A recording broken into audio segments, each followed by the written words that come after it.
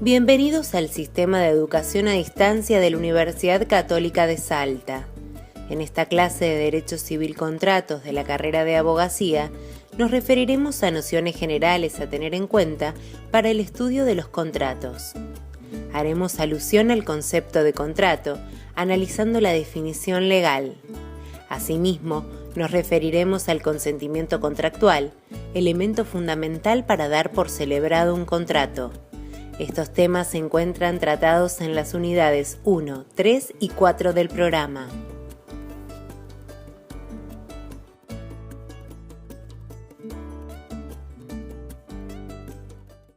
Bueno, bienvenidos a esta clase de Derecho Civil Contratos. Hoy vamos a tratar, en primer lugar, algunas cuestiones que tienen que ver con reformas trascendentales en el tratamiento de los contratos que ha efectuado la reforma del Código Civil y Comercial de la Nación. Y por el otro lado, vamos a hablar también del consentimiento en los contratos. Vamos a dar, por supuesto, inicialmente la definición de contrato y luego nos vamos a abocar a tratar el consentimiento. ¿Cuáles son las reformas que ha introducido este nuevo Código Civil y Comercial de la Nación? Bueno, en cuanto a la parte general de los contratos, a su tratamiento, por un lado nos habla del contrato paritario, es decir, el contrato que podemos celebrar entre particulares, ya sea, por ejemplo, la compraventa de un auto a un particular o la compraventa de una prenda o una locación. Por otro lado, también nos habla de los contratos por adhesión, le dedica un capítulo importante a los contratos por adhesión, que son aquellos que no nos damos cuenta y celebramos todos los días, continuamente, desde el seguro del auto, la medicina prepaga, la tarjeta de crédito, la cuenta corriente. Es decir, hay millones de contratos de adhesión en los cuales lo único que nosotros podemos hacer es decir sí o no, nada más que eso, porque todas las cláusulas las predispone una de las partes. Ahora bien, en el contrato paritario, en el que celebramos como la locación, por ejemplo, que recién les mencionaba, las partes pueden negociar las distintas cláusulas del contrato y esa es la gran diferencia con el contrato por adhesión. Pero ese es un tema que hace a la clasificación que no va a ser el motivo fundamental de este encuentro.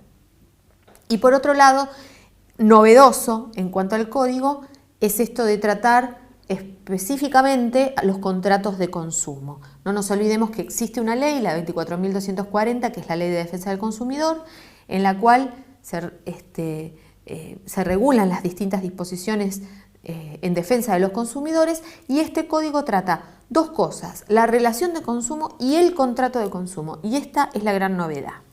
Otra gran novedad en materia contractual es que siempre se nos va a remitir al acto jurídico, de manera que cuando estudiamos los contratos muchas veces vamos a tener que ir hacia atrás a lo que ustedes vieron en la parte general de Derecho Civil, o civil, la materia que se llama Civil 1, ¿para qué? Para ver aquello que es relativo al acto jurídico. ¿Por qué? Porque el contrato, el código lo define como un acto jurídico, de manera entonces, reitero, que le son aplicables todas las normas relativas a los actos jurídicos. Esto es para ubicarnos y para ver cómo vamos a tener que hacer en el código un ida y vuelta, de atrás para adelante y de adelante para atrás. ¿Qué otras novedades se incorporan? Bueno, nuevas formas de contratación o nuevos contratos, como el contrato de arbitraje, que antes no lo era. Antes el arbitraje es un modo de resolución de conflictos, pero hoy en día está considerado ya como un contrato, más allá de que sigue siendo una manera de resolver conflictos. Se incorporan contratos como el de agencia, el de concesión, la franquicia, los contratos celebrados en bolsas y mercados de valores, y la transacción, que nosotros la estudiamos como una forma de extinción de las obligaciones, hoy es también considerada como un contrato. ¿Dónde están tratados los contratos? En el libro tercero del Código, que se refiere a los derechos personales. En ese libro tercero se tratan también las obligaciones, pero eso es otra materia. Y luego habla en el título segundo de ese libro tercero de los contratos en general, y en el título tercero de los de consumo, y en el cuarto de los contratos en particular. Bien, dicho esto, vamos entonces a ver cómo define el código en el artículo 957 al contrato. Y dice que el contrato es un acto jurídico, como les decía recién, ya está dando la pauta de su naturaleza jurídica. Es el acto jurídico mediante el cual dos o más partes manifiestan su consentimiento para crear, regular, modificar, transferir o extinguir relaciones jurídicas patrimoniales. Esta era la definición clásica que teníamos antes del acto jurídico y que tenemos de acto jurídico, aquello que tiende a crear, modificar, extinguir relaciones jurídicas. Pero en este caso en particular, ya el 957 nos dice que se trata de relaciones jurídicas patrimoniales. Y si nosotros ya hemos estudiado, estamos en contrato, ya estudiamos obligaciones, sabemos que la obligación es una relación jurídica, en virtud del cual un sujeto tiene que cumplir a favor de otro una prestación de carácter patrimonial. Es decir, que el contrato es fuente de obligaciones en el sentido bien técnico de obligación que ustedes ya han estudiado. La misma definición de contrato ya nos está diciendo que el contrato como acto, primero que es un acto jurídico, segundo que como acto jurídico es bilateral. Ustedes saben que los actos jurídicos pueden ser unilaterales o bilaterales, pero el contrato como acto jurídico es bilateral. Y que dice que en ese acto jurídico las partes manifiestan o prestan su consentimiento. ¿Sí? ¿Para qué? Justamente para crear, modificar, extinguir relaciones jurídicas patrimoniales. Antes decíamos que era el acuerdo de voluntades destinado a arreglar los derechos de las partes. Pero ya esta definición del 957 se refiere al consentimiento, lo dice claramente. Entonces, por eso nosotros vamos a tomar ese elemento de la definición y nos vamos a referir ahora al consentimiento contractual. Está tratado en el artículo 971 del Código. ¿Y qué nos dice? Dice que los contratos se concluyen con la recepción de la aceptación de una oferta. Los contratos se concluyen o se consideran perfeccionados con la recepción de la aceptación de una oferta o por una conducta de las partes que sea suficiente para demostrar la existencia de acuerdo. Es decir, que puede haber una manifestación expresa de la voluntad aceptando una oferta hecha o puede haber actitudes que hacen presumir esa aceptación. Hay, por ejemplo, en los artículos que se refieren al mandato, claramente dice que el mandato puede considerarse que ha sido aceptado cuando el mandatario deja que el mandante realiza aquellos actos que el mandante le encomendó sin necesidad de aceptarlo expresamente, sino que directamente va y realiza los actos que le fueron encomendados. Entonces el consentimiento tiene dos partes, la oferta y la aceptación. Primero lo que nos está diciendo el artículo es que ese consentimiento, ese contrato queda conformado con la recepción de la aceptación. Ahí ya cuando dice con la recepción de la aceptación, es decir, en el momento en el cual la persona que emitió la oferta recibe la aceptación de la otra parte. Estos dos elementos, oferta y aceptación, se han juntado. Ahora, ¿qué es la oferta? Bueno, en el 972 del Código se dice que la oferta es la manifestación dirigida a persona determinada o determinable. Antes era determinada en el viejo Código, ahora dice determinada o determinable, con la intención de obligarse y con las precisiones necesarias que contendrá el futuro contrato. No lo dice técnicamente así, dice: la oferta es la manifestación dirigida a persona determinada o determinable con la intención de obligarse con las precisiones necesarias para establecer los efectos que debe producirse de ser aceptada. ¿Esto qué significa?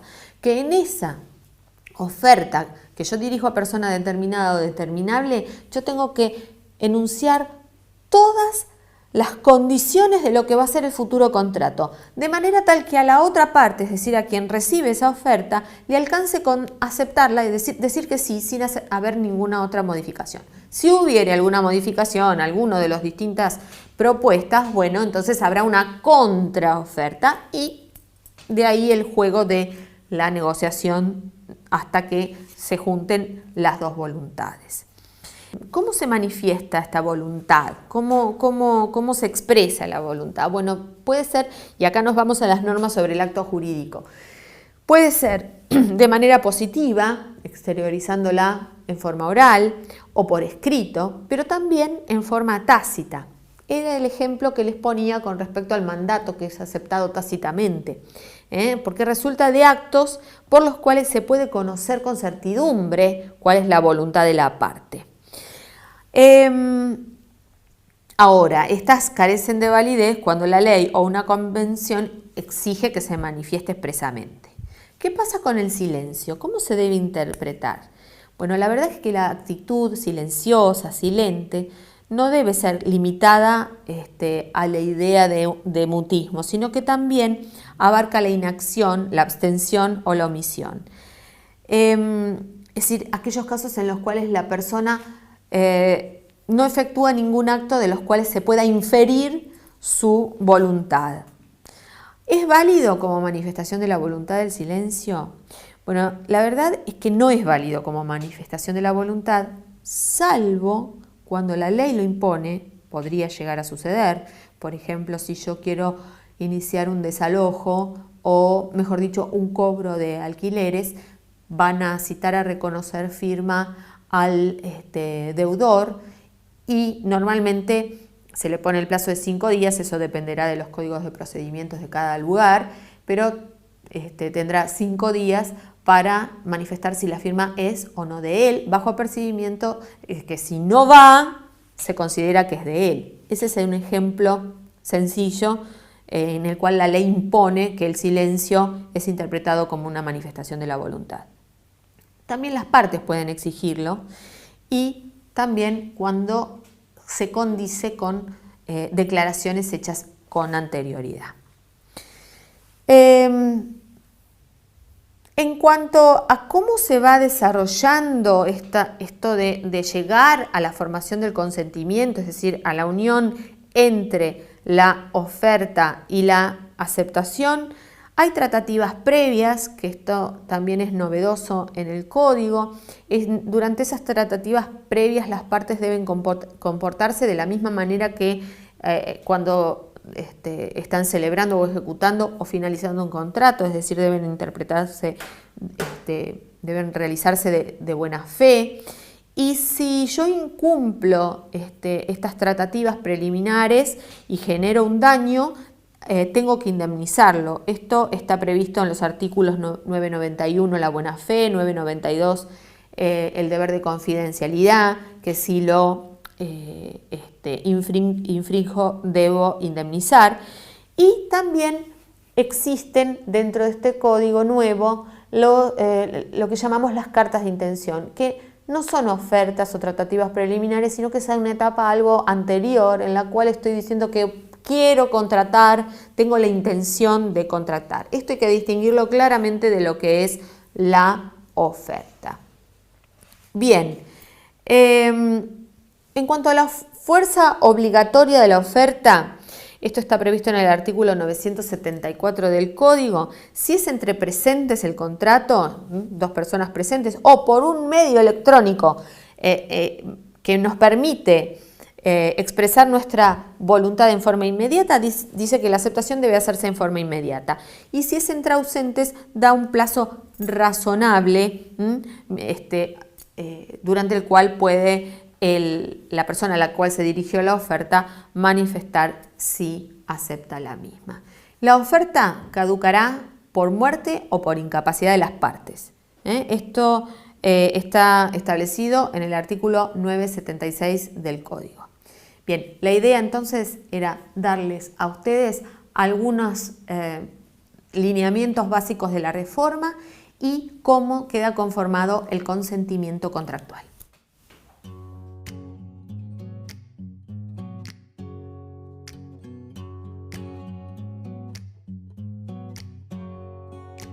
En esta clase hemos visto algunas generalidades de la asignatura Derecho Civil Contratos.